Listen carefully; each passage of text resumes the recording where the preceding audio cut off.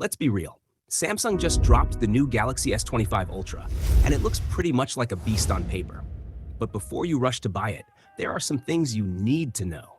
Things they're not telling you. Things that could seriously change your mind about that $1,299 price tag. Stick around as we break down everything you need to know about the S25 Ultra. Trust me, you'll want to hear this. By the end of this video, you might rethink your decision. Stick around. First things first, Samsung finally ditched the boxy design we've seen for years. Instead, we get a refined look with softer edges, making it way more comfortable to hold. The titanium frame makes a comeback, making it more durable yet lighter than last year's model. But here's something to note. No major changes in the S Pen placement or speaker grills. And yes, we still have the floating camera lenses, which some people love, and others not so much. But let's be real, the biggest change? The feel in your hand. It's more natural, and that's a big win. 2. Display. 3,000 nits of pure brilliance.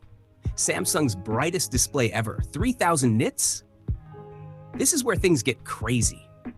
The S25 Ultra now boasts a 6.9-inch dynamic AMOLED 2X display with a 3,000 nit peak brightness. That's brighter than any iPhone and perfect for outdoor use. You can actually see your screen in direct sunlight. Plus, the LTPO 120Hz refresh rate keeps things ultra smooth. But here's where Samsung could have done better. They still haven't added variable refresh below 1 Hz, which would have saved more battery. And for a phone this premium, where's the under-display camera tech? Maybe next year. Camera, a 200 megapixel beast, but there's a catch. A camera upgrade, but does it really matter? Samsung is still flexing its 200 megapixel main sensor, but don't let that fool you. Megapixels aren't everything. What's new? Improved low-light performance and AI image processing. But here's the truth.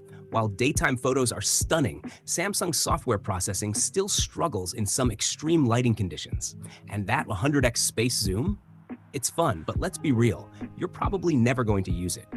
However, video is where this phone shines.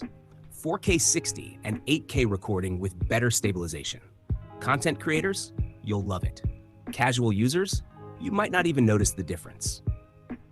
All right, before we get into the next part, hit that like and subscribe button for honest, real-world tech breakdowns, so you don't miss the rest of this, especially the new processor issues and the truth about Samsung's AI features. Let's keep going. 5.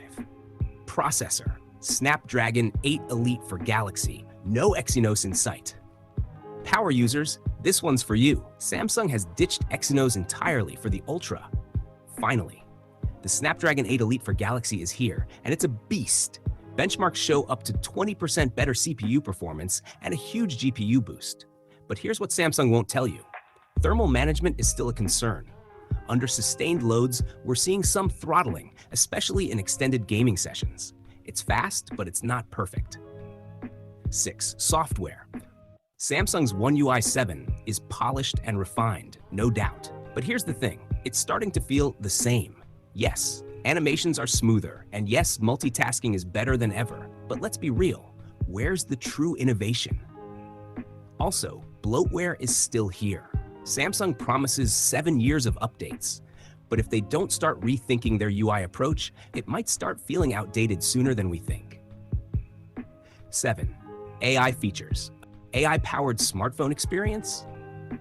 AI is the biggest new feature in the S25 Ultra. Samsung is introducing on-device AI processing, meaning tasks like real-time translation, AI-generated summaries, and enhanced voice commands are way faster. The AI camera assistant automatically adjusts settings for the best shot, and AI-powered battery management learns your usage habits to extend battery life. But is this game-changing AI or just fancy marketing? Time will tell. 8. Battery life. Good, but not the best. The S25 Ultra packs a 5,000 mAh battery, but with that insanely bright 3,000 nit display, battery drain is real. You'll get around 6 to 7 hours of screen on time, which is good, but not mind-blowing. And charging?